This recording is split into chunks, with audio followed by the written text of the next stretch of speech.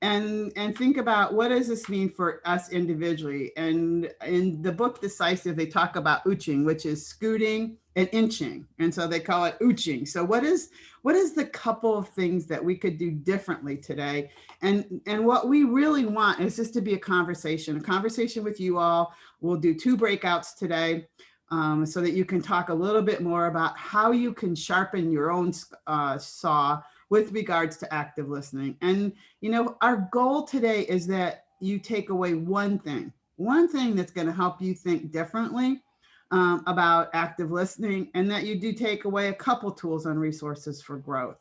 So to start off, you can use the Q&A to post questions. So you can go put questions in chat. Keep a reminder that everybody can see your questions.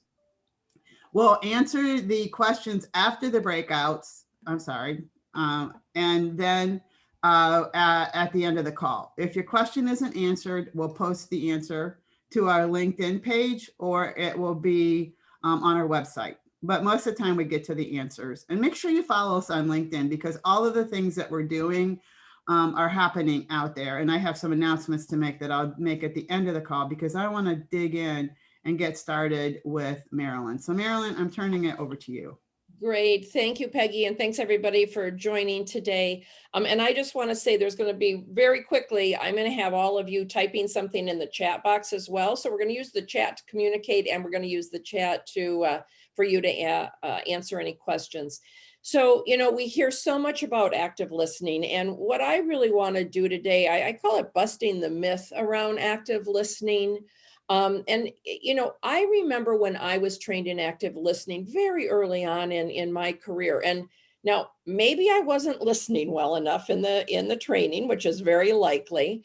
But it really, what I took out of it is I really need to be listening to the person I am in conversation with, so that I can paraphrase back to them what they said. And in essence, if we break that down, that means I'm listening to reply. I'm not really listening. I am listening and already formulating my reply as I am doing so. And I think we're going to talk about, we have to go deeper than that. So Peggy, if you can go to the next slide. And this is purposely blank. I want everybody to close their eyes right now. So nothing, no distractions, close your eyes. And I just want you to listen to what I'm saying. When was the last time you listened to someone, really listened, without thinking about what you wanted to say next, without glancing down at your phone, or without jumping in to offer your opinion?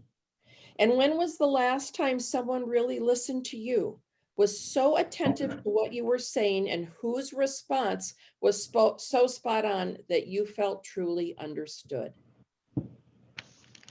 So open your eyes. Peggy, you can go to the next slide. And what I want you to go to the chat box with is what gets in your way of listening, really listening the way you should. And again, whether this is with you as a coach, whether this is you as a leader, whether this is the leaders who you are coaching, go to the chat box. What gets in the way? And if anybody on the call says nothing gets in the way because I always listen 100%, I'm going to call you on it. Angela, absolutely. Having so many things to do. Zelda, the voice in your head. Carol, time. Alan, distractions, absolutely. Not enough time scheduled with the person. Yeah, my natural drive to solve problems, forming that response. The role I play, oh, the smell of popcorn, okay. Or the draw of the glass of wine we were talking about earlier. Play, stress, desire to be helpful. Absolutely. Things get in our way. I love what the saying that's on the screen. There's a lot to unpack here. I know you believe that you understood what you think I said, but I'm not sure you realize that what you think you heard is not what I said. Really a lot to unpack in that sentence. So let's get in talking a little bit more about listening. So Peggy, next slide.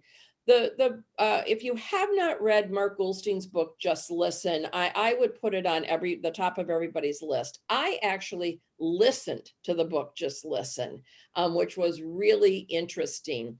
Lots of things that I took away from this book. But the bottom line and what Mark says is listening is not enough. And this is where I want to bust this myth around active listening. People don't just want to be heard. People want to feel felt. And I have to say, when I read his book, and that one line has stuck with me, and it isn't as I'm working with my coaching clients, thinking, oh, they want to be heard. They absolutely want to feel felt. So go ahead, Peggy. Let's talk about, go to the next slide, and let's talk a little bit about how we do that. And so certainly, one thing, and I think of the work by Cy Wakeman, who talks about we need to have empathy, either as a coach or as a leader, but we have to be really careful not to let empathy slip into sympathy, right? So empathy is, I hear you. I know this is tough. I feel what you're feeling, but we call them up to greatness then, right? We help them get out of that place where they are and find a way to succeed. Versus in sympathy, we stay in that place with them and we pretty much give them permission to be the victim. And I think especially with our coaching clients, we have to be very careful not to play into, what they're saying and to play into their own stories. So one way that Mark Goldstein talks about listening to allow people to feel felt, first of all, he talks about the persuasion cycle. And anytime we are in conversation with someone, we usually are trying to move them through this persuasion cycle. But he talks specifically about, resisting and listening. And many times, whether we're approaching someone we're coaching, whether we are a leader approaching our team, or really just anyone approaching someone else in conversation, many times that people come to the conversation, perhaps even ourselves, in a little bit of resistance. And I'm going to talk in a minute about, we have an addiction to being right in society these days. And maybe I'm talking about the United States more than others. And maybe it's on the aftermath of an election that still hasn't been decided, but there is this addiction to being right. And so our opinion's right. We may not want to listen to what someone else says. And one technique that Mark Goldstein talks about that's very started to use this in my coaching is mirroring. And it is, and Peggy, we're getting some background noise. I don't know if, I just want to make sure people are on mute, maybe. Yeah, I got it. Okay. So for us to really make someone feel felt, to actually be bold enough to say what you think they may be thinking, say it out loud and ask if that is what they are thinking. And I think of myself with clients who I've had for a while, and I know the stories they like to tell themselves. And I'll say, it sounds like you're believing the story about why he's treating you this way that you go to a lot. Is that true? And sometimes obviously they come back and go, well, I don't know that I really was, but most of the time they're like, yeah, that's exactly where I am. So then they know we're really listening. They know we're feeling what they're feeling. And then we can ask, what is it we can do to get out of that? So Peggy, go to the next slide, please. So the thing we have to be careful of, and we have to really think about for listening, and I saw it through most of your answers in the chat box, is we have to be present. And neuroscience will show us if we are not fully present physically, we cannot be truly listening. And, we know what presence means. Presence is our body, our minds, and our emotions. And we have, and at least I know I am guilty of training myself to look like I am there. I can be leaning in, whether it's on video or in person, I can be making eye contact, but my mind is going through my to-do list and everything I have to do or waiting to reply.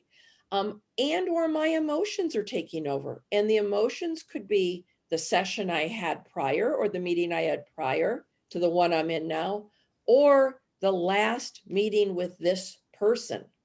And we do two things. One, we remember this person and any emotions or failures that may have happened in previous conversations.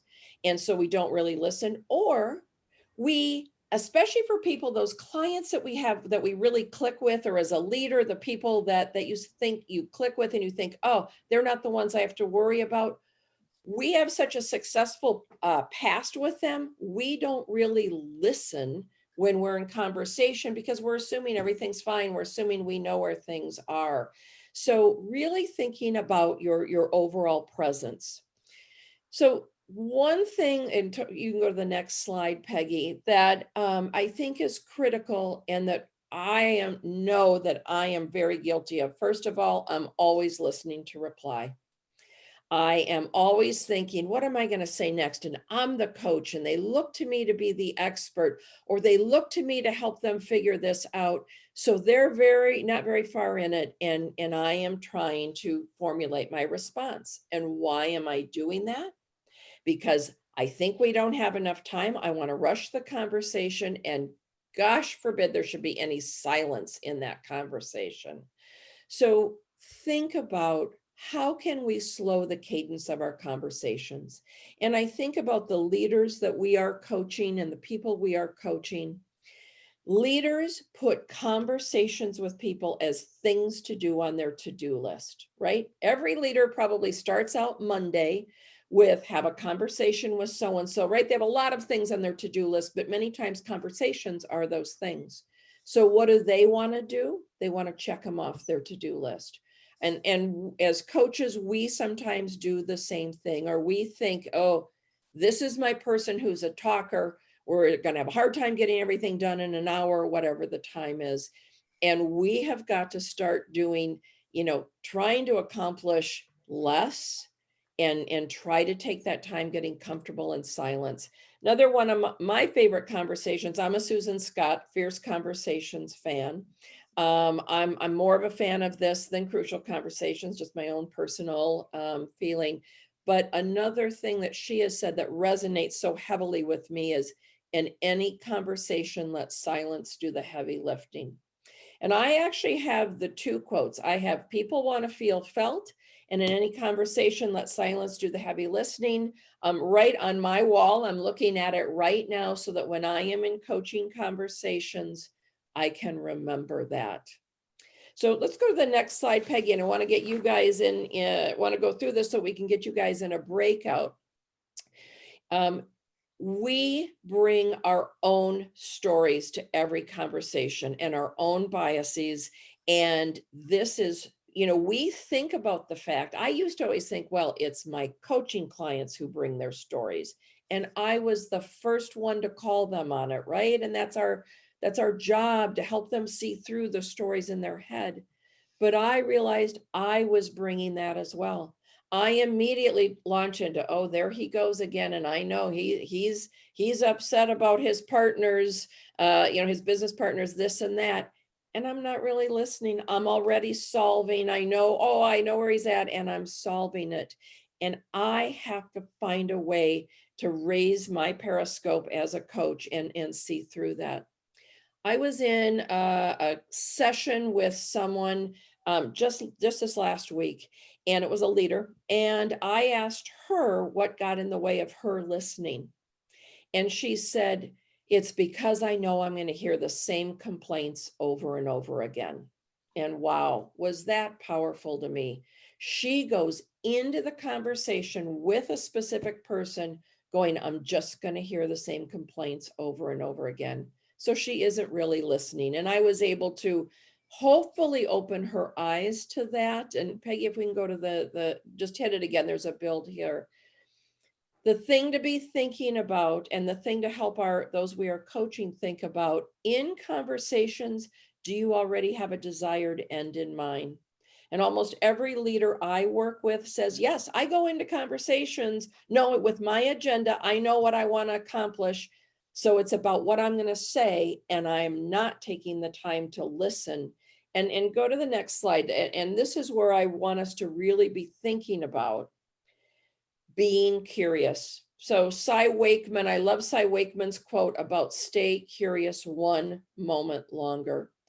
As a coach, before I start fixing their problem, before I start fixing them, and I say all of that tongue in cheek because we have many coaches on the line, we know that's not what we're supposed to be doing. Yet we want to jump in. We want to jump in because we're hearing these things. So this intention and the way to get beyond our stories, to be thinking about how can I step into that other person's shoes and see the world from their eyes? How can I stay open and non-judgmental? And then what can I say right now? You know, sometimes when I first started coaching and I'd hear people talking about their stories, I'd try to immediately jump them out of their own stories. But their stories are their reality. And I see another reality. We have two different realities. And instead of trying to jump them so far out of it, what can I do and say that bridge that world of the two realities, and not just try to persuade them to my side? And whether that's a leader persuading someone or whether it's a coach, really thinking about how can I meet them halfway where they are. So I think the thing I take away from this and leave you with is, I'm not saying stay curious 45 minutes in your coaching conversation longer. I'm saying stay curious one moment longer. And then last, and we're going to put you into some breakouts, really be aware of your own conversational blind spots. And I think these come in two categories. One at the top is really the top three. This is from Judith Glaser and Conversational Intelligence. Stop assuming everybody thinks like we do. Stop this addiction to being right. If we could have done this in our country in the last 6 months, we'd be in a very different place. And both sides, this is not a political statement, just a overall thought. And so we got to get rid of that. And then the other thing is, especially as coaches, we have to be very careful not to think, I remember what they said last time, because that isn't what I remember. I remember how I interpreted what they said last time. And so the more we think, oh, I remember what they said about this, even when I made a note, no, I probably made a note about what I thought they meant. And so, the fact that I'm listening doesn't mean I really know what they mean. So some things for us to think about as coaches. Peggy, what we're going to do is put you guys into two breakout groups, I believe. And what we want you to do is reflect upon the last couple of conversations you had with a client, as a coach, or if you're leading people, someone who reported to you, and think about, when are you really able to suspend your own agenda and listen with that desire to connect and really understand and either help that person grow or co-create a solution? Or when do you listen where you're a little more self-oriented? And I know as coaches, we should never be self-oriented, but we know we sometimes go in these conversations with, I got to get this person from where they are now to over here because they've got to get over here.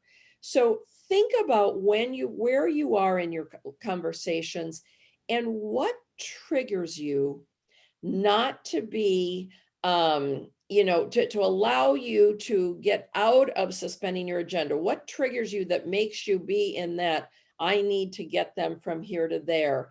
And is it the person you're coaching with? Is it certain clients or certain people you talk to? Is it the topic being discussed? Or is it your physical state at the time? And we have a lot of people in the world right now in fatigue and overwhelm and burnout. I work with almost 95% healthcare clients, and I'm getting the overwhelm and the compassion fatigue from just listening to some of their stories. So Peggy, I'm going to give it to you to do the breakout, things for you to talk about with each other. And we'll see you back in 10 minutes, I think. I'm going to create those rooms. I'm going to give you 7 minutes and put you in smaller groups. So I'm creating those rooms now. I'm opening up the rooms. And what I just realized, this is totally new for me, is that I can leave the slide open for you all. So you can continue to see what we're asking you to discuss. So hopefully you're all on your way to the rooms, and we'll bring you back in about 7 minutes. So Peggy, you invited me to a room. Did you want me to go there? You don't have to, no. Okay. Hang on just a second. There we go. Okay. No, Yes, yes. I'm listening. No, we were discussing the helping, kind of identifying or trying to figure out how and what someone perceives as their issue, and the bringing our own bias in, especially if it's an ongoing relationship. You know what the problem is, but finding out what they perceive the problem to be, because you can't get them to potentially where they need to go if they don't realize, or if they don't articulate back to us where they think they are. And then all of us were just sharing our challenges. And Peggy, I shared the fact that you have in our CBC class that 458 question list that maybe you'll share with everybody, because I use that. That's my go-to. I color coordinate based on where we're going. And love it. And thank you for sharing that. That is the exact conversation that that Marilyn and I just had. Is as coaches, we can see what's in the way, but our responsibility is to help them find it and not tell them, because if we tell them, then they're not gonna take it on because they haven't gotten there yet. So the listening is to help them get there. So Robert, what do you want to share? So our group, there was consensus.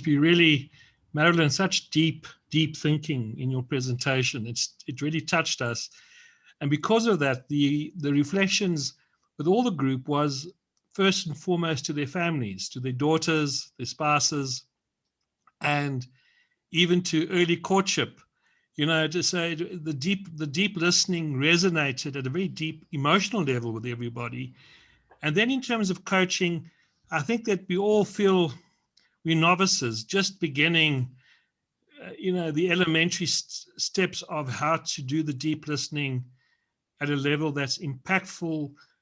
Of course, the challenge is, how do you go from listening to thinking to responding to feeling, but leaving everything hanging with the client? Because when your heart is opened by the discussion and conversation, to just leave it there without going to some kind of what's next, what's the next step, what are you going to do, what's that step into action seems to be quite critical as well. Yeah, I love Yeah, sorry, Peggy. I love that, Robert, because I am such an action-oriented person, and boy, I'm not doing my clients a great service I always want to take it to, let's fix it and let's move on. So really, thank you for sharing that. I've got to really be thinking about that today. Sorry, Peggy. No, but I think Robert brings a really good point. It's not just clients we listen with, it's our friends, it's our family. And that kind of takes me into starting up on the next conversation we're going to have. And I'm super excited because we're one step away from having a template for book reviews. Thank you, Angela. And once we get this template out, you'll be able to go to the communities of practice at our website and look at the reviews of the several thousand books we've read and that I've asked you to read, but they'll be there. So then you can look at and say, is this a book I really want to read? Because you hear me reference books all the time. And people are saying, what's that book? What's that book? So one of my new favorites, because whenever I talk about a book, it's a favorite. And it's a book by Kate Murphy. And the title is You're Not Listening. And I think it's a fabulous book. Now, I've listened to Just Listen, and I've listened to You're Not Listening. And I love them both. They're both excellent. The difference between the two is Kate Murphy is more of a storyteller, And, you know, in Just Listen, he gives you more nuggets. Okay. So you're going to see the difference as I talk about it this morning, this evening. So one of my favorite tools for talking about listening, and for Robert, who we just talked about this on Wednesday, is how you listen affects what people are going to say to you. Okay.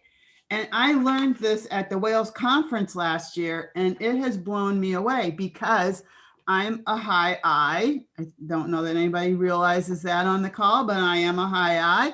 And I tend to be persuasive. High I's tend to influence. And so I have to really work on my ability to persuade, because that's what high I's are really good at. So if you've got any I going on, you're probably having to bring that back in. So when you are in, we're going to start at the top left. When you're in the blended my agenda, okay, I need to get something done here. Okay. Just what we were talking about as a coach, we know what needs to happen. And so we're going to go into persuasive mode to get the person there. And so we're being persuasive. And what happens is people give us the edited truth. They tell us what they think we want to hear. So we leave them alone. And I know we're all guilty of giving others the edited truth, because I just want to be left alone, especially marketers, right? Tell them what they want to hear so I can get off the phone, if I do pick up the phone. And what happens when we're being persuasive is it's what we're listening for is our ability to dig in and push our own agenda. Okay. And the questions we ask are to bring the person to believe what we believe, instead of understanding what they believe, how they're making meaning about it. And what that does is it creates the edited truth, and we're not able to get to what needs to happen with our clients. So then we drop down and we go into the detached my agenda, where I am now the expert. And I hear so much from our clients saying, you know, I have to work with my clients expect me to be the expert. Well, yes and no.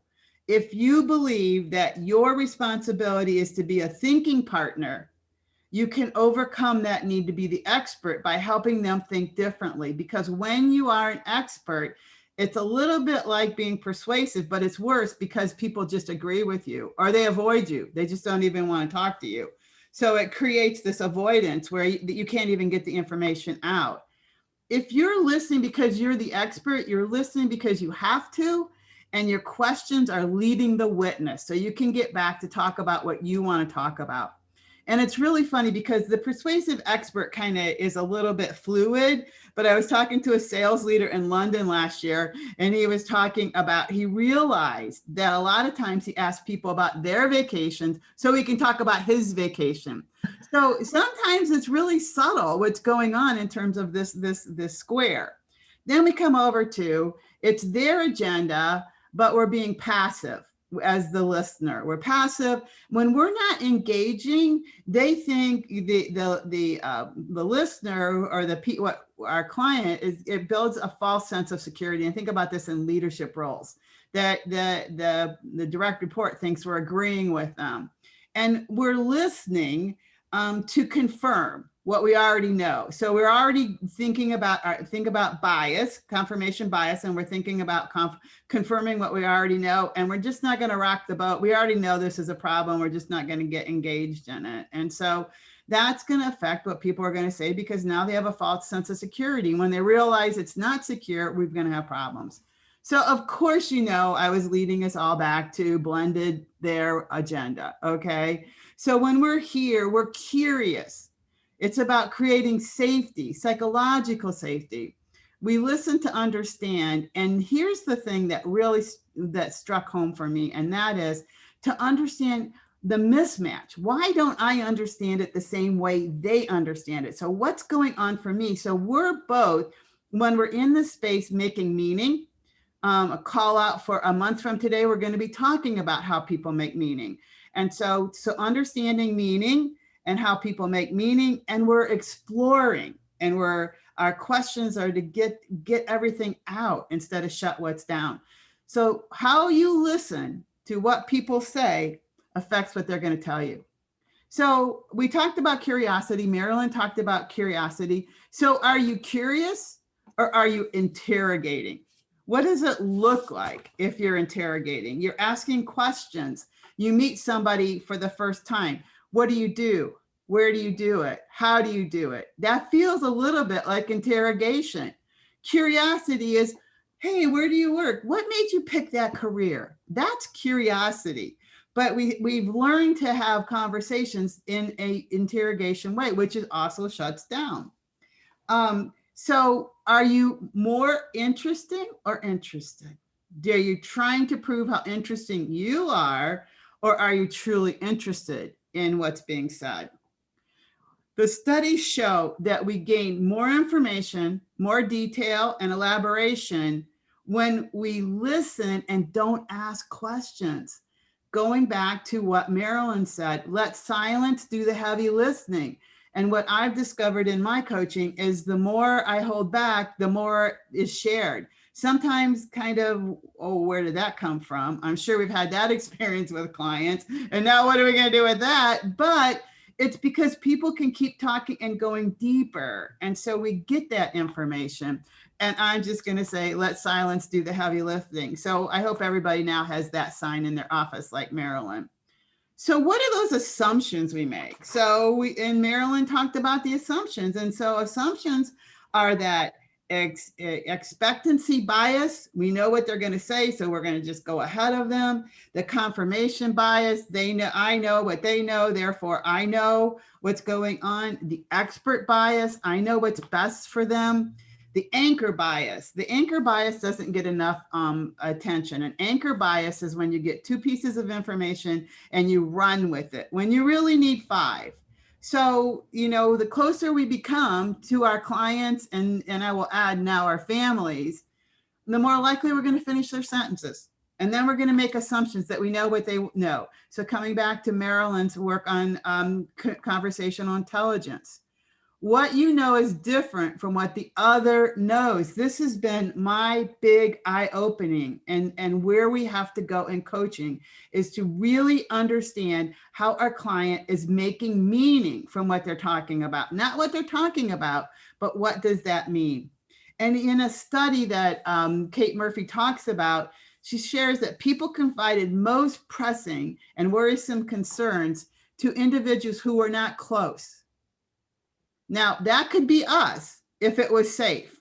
But if we go into that persuasive expert way of listening, they're not going to tell us their most pressing and worrisome concerns because it's not safe for them to do that. So watch for confirmation bias and expectancy bias. This is my favorite question. Are you better than Siri or Alexa? How would you know if you were better than Siri or Alexa? I'm dropping down to the 3rd bullet to come back up. And that is, the data from studies suggests that emotional attunement happens less than 5% of the time. So you could be just slightly better than your dog, just slightly, okay? But I think sometimes my dog is more attuned than Alexa. But I definitely want to beat Siri or Alexa. And so coming back to, you know, going and integrating with what Marilyn shared is that when we're talking, it's like we're tossed a ball, and having that conversation is descriptive and evaluative. You're asking questions that show that you really listened because you're giving details back. In Sean Akers' book, in Before Happiness, he talks about that saying good job is worse than saying nothing at all to a direct report because it's not descriptive, it's not evaluative, it gives them no information, and it makes them feel worse than telling them what they did well. And that's the same thing in listening and conversations. How are we describing, giving that back to them? You hear meaning, meaning, meaning. I hope you understand this is a new direction we're taking in coaching, to understand what the meaning is. The event plus the significance of the event equals the meaning. What is the significance of what's happening for the client? We're asking questions, we're encouraging elaboration. All these things make us better than Siri or Alexa. So beyond active listening, and you hear Marilyn and I both coming down hard on that, summarizing and paraphrasing and looking into people's eyes and, paying attention to what's going on and how the listener looks so that we are supposedly active listening. Active listening is feeling heard when talking. So this is actually a Carl Rogers quote. He says when he's listening, he hears the words, he hears the thoughts, he hears the feeling tones. A lot of people, when they first start coaching and they're coaching on the phone, say, oh my gosh, it's so much harder to coach on the phone. Now that we have Zoom, we are seeing people. But before Zoom, and we couldn't see people, we could hear what they said. What is the personal meaning they were making? And a lot of times when I say to people, hey, how you doing? They'll go, well, I'm okay. Well, when somebody goes, I'm okay versus I'm awesome or I'm great or I'm doing really good, then something's going on that we stop and say, what's going on with that okay? What does that mean for you when you're saying okay? Again, coming back to meaning. And then the supporting, not shifting, is the one that I think that sometimes I might even struggle with. And that is the topic becomes uncomfortable. The person is highly emotional. You don't know where it's going to go. You're afraid it's going to blow up. So you start pulling it back in. And so it gets uncomfortable. And then we shift. Then some people do this. Leaders do this without recognizing it. And that is they bring the responses back to themselves. Okay. So when somebody says something happened, they say, I know how you feel, and go on, that same thing happened to me and this is how I handled it. And so the shift responses do not support the person. You bring it back to yourself when you make it self-referential. And understanding what is being said and not change it. Can we stay with it even when we're uncomfortable? When we're not sure where we're going to go, how we're going to handle it? Think back to the 4 quadrants. Are you shifting to be persuasive? Are you shifting back into expert? Sounds that one of the things that she talks a lot about studies in her book, and sounds that convey negative emotions are perceived as louder. I thought that was really interesting. But if somebody's talking about being angry, and even though they're just talking about being angry, it's perceived as significantly louder. So the things we have to really avoid are, I know exactly how you feel because that happened to me. Nobody wants to know what happened to me, by the way. No, maybe somebody does, but most people don't. Okay. So in saying that you know how they feel, you really don't, because you don't know the meaning that they're making out of what's happening to them. And then because we feel like we don't want to stay in that discomfort place, well, here's what you need to do. Or we say, it's really not that bad. You lost your job. That's fine. You can go work for somebody else. It'll get better tomorrow. You're strong and you can get through this. So watch those pat answers. And actually, Marilyn and I just had a conversation about a person that it was really tempting to give them this pat answer. Marilyn, do you want to share that? Sure. Well, I was just talking about one of my coaching clients leading a business who really had a lot of issues during the pandemic and during the shutdown, was calling me almost every day. And I just kept, in one call in particular, probing what's going on, how are you feeling? What's going on? Until I got him to the point where he just said, I feel like an absolute failure. And what was my gut response? Oh, you're not a failure. But I didn't, thank goodness I didn't do that. But yeah, right. That's what we want to say. You're not a failure. Look at how great you are and all the things you've done. So I had to figure out, how can I really meet him where he is and not give that pat answer? But I also couldn't leave him at the end of a call with, yep, you're a failure. We'll talk next week. So yeah. And that's when we have to be very careful that we're not shifting so that we don't have to deal with what I would call the elephant in the room. So a few nuggets, the discipline of listening. So if you get HBR, this came from HBR, but I really liked it because it felt to me like it summarized what Marilyn and I have been talking about. Pan for nuggets, what's being said, and take notes. So when you're listening and you're tempted to interrupt, take notes so that you can always come back to what's being said. He's saying, consider the source. What is the meaning that's being made by the person? So the source is, how did they make meaning? What is their perspective? Understand their perspective. In priming the pump, he says, let's go with ideas. Let's not get stuck in the story. Okay, here's the story. What else is true? What's door number 3? So how do we continue to prime the pump for ideas? Slow down. You know, what we're hearing in third generation coaching is the art of lingering in dialogue. So can you slow down, even though it's on your to-do list to get it checked off? How could you slow down? And keep yourself honest, you know, as you are working to becoming a better listener. Who can you share that goal with, and who can help you in that space to have conversations with you about being accountable to being a better listener? So now you're going back to the breakout. Are you a better listener than Alexa or Siri? Now it's time to prove it to us, okay? So you and your group are going to describe your most effective listening habits and discuss which one or ones reviewed today that you're going to work on growing. So I'm putting you back in your breakout rooms, and I'm opening all the rooms. Pause. Okay, now I'm resuming the recording. So what did you share? Give me 2 or 3 quick bullet points, because I want to close the call in about a minute. So give me some quick points. So the group that I was with Robert and Pat and Angela, in essence, silence is a language. And if anyone is going to feel felt, you would need to be silent to make sense and meaning of what they're saying and where they are. And that people become uncomfortable with silence and fill that space, and then the other person can easily, we miss the opportunity for them to have tarried in that silence and feeling felt. For us to be genuinely, honestly understanding, we have to make meaning. We have to go quiet. We have to try and understand, and we have to ask more questions and be curious, so that the person I can really make sense of where they're at.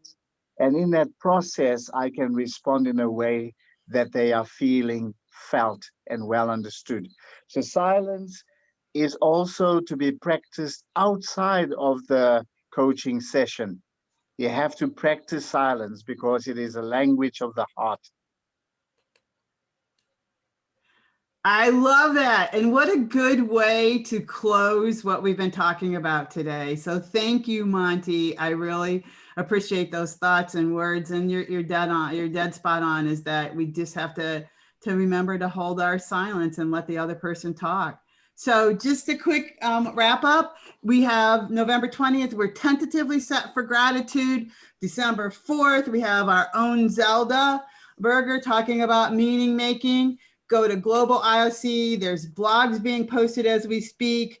There are communities of practice. You'll be seeing book reports, book reviews rather. There's thought leadership. Our events are out there. So continue to follow us on LinkedIn and continue to join us on our Friday calls, because we might only have 2 more Friday calls. We might be moving them to Monday because we feel sorry for our South African crew that starts their Friday night by listening with us. So, but stay tuned for more. Thank you so much for being with us today. Great job, Marilyn. Bye, everyone. All right. Thank you, Marilyn. Thank you, Marilyn. That's Thank what you you. said not to say. Great job, Marilyn. Marilyn, I love Marilyn, your insights were amazing. Thank You made me think differently. Thank you, Marilyn. Exactly. That was wonderful. Thank you, Peggy. Thanks, Madeline. Yeah, great to see everyone. Bye. I can't even end it. It won't end. I got to stop the share, I think, to end it. There we go. It won't High end. five, Peggy. Thank It's the it won't end. There we go.